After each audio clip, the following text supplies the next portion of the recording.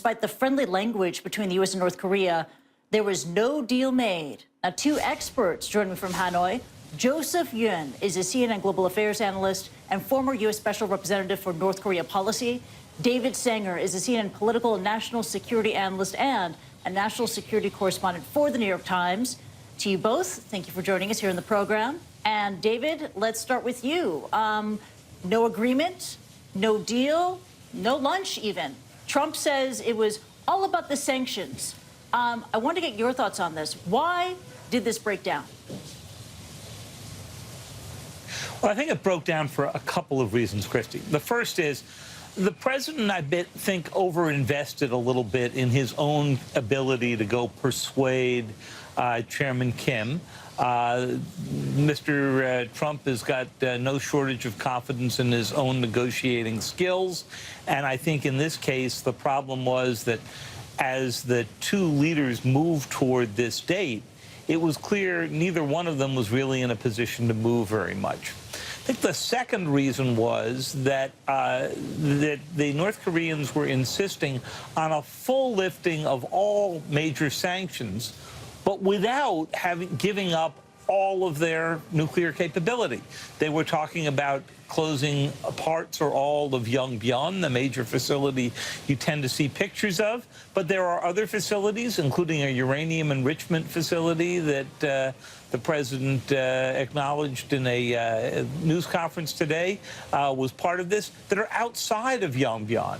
And therefore were sites that the United States and international inspectors would want to go see elsewhere in the country. It looks like Chairman Kim was not willing to go along down that road. He wanted to retain something.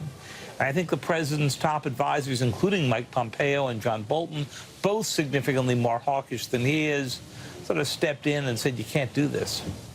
Yeah. So the North Koreans reluctant to give up key components of their weapons program. In the end, Donald Trump saying, you got to walk away. Sometimes you have to walk away from the deal. And Joseph, want to get your thoughts on that. Is no deal better than a bad deal? Could President Trump be right?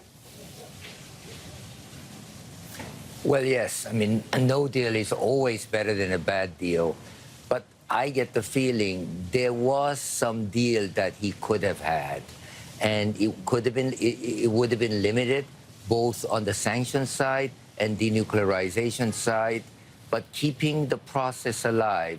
Look, he flew what, round trip, 16, 17,000 miles, and going back empty-handed. I mean, that's not good. And I would have thought at least they would put in a process, agree to a small deal. That could include, for example, opening liaison offices, doing an end-of-war declaration, and beginning the process of denuclearization. So I am quite disappointed, Kristie. Yeah, we were expecting perhaps, as you mentioned, the liaison office, maybe a diplomatic upgrade, but nothing, not even the possibility of more talks. David, back to you. So, you know, no deal. Despite that, President Trump is still remaining optimistic that North Korea will refrain from missile testing and nuclear testing, but could we see those launches again? Well, you could, but, you know, in the interim, I think that another big problem that they face really isn't in the missile testing and in the nuclear testing, which the North Koreans have done plenty. It's the fact that the president didn't get a freeze on the production of new nuclear material.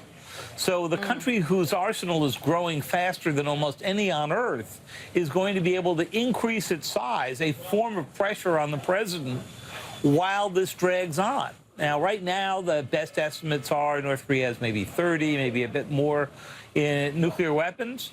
But if this went on for some time, and I suspect it could go on for months, if not years, I think you're going to see that arsenal get up near the sizes of those of, say, France, Pakistan, India. Very worrying development. Joseph, final question for you. The North Koreans, they will continue investing in developing in their weapons program, and Hanoi resulted in nothing. Trump and Kim, they went their separate ways, no clear roadmap, no commitment for another meeting. What needs to happen next? Kristie, I think you can see this, like the first meeting in Singapore, there was not much preparation. You know, for example, Special Representative Began probably had one session of negotiations. That's not enough. And this tells you the weakness of top-down diplomacy, top-down summitry.